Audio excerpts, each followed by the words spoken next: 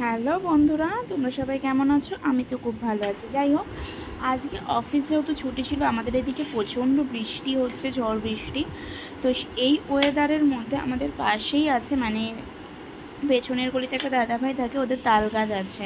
তো প্রচুর পরিমাণে নাকি কালকে রাতে তাল পড়েছে, তো আজকে দুপুরবেলায় দিয়ে গিয়েছিল। তো সেটাই এখন হচ্ছে তালের বড়া আর তালের পিঠে করলাম।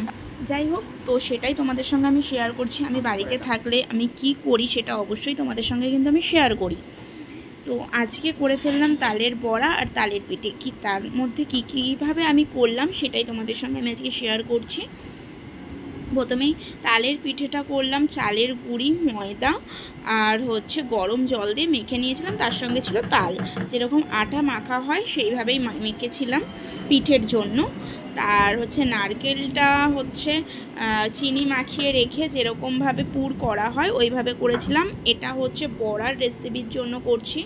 তাল, ময়দা, সুজি, একটু হালকা চালের গুঁড়ি ছিল, আর আমি একটু মৌরি দিই বড়া ভাজলে, ঠিক আছে, স্বাদের জন্য।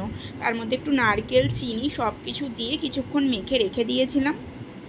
তারপরে একটু একটু করে আস্তে আস্তে শুরু করে দিলাম কাজ। যাই হোক, তার মধ্যে সামান্য দুটো জায়গাতেই আমি নুন দিয়েছিলাম, বড়াতেও হালকা একটু নুন দিয়েছিলাম, আর হচ্ছে ওই চালের গুঁড়িটাও মাখার সময় আমি একটু নুন দিয়েছিলাম পিঠে যেটা করব। যাই হোক, ওটা হচ্ছে ভাপা পিঠে হবে তালের।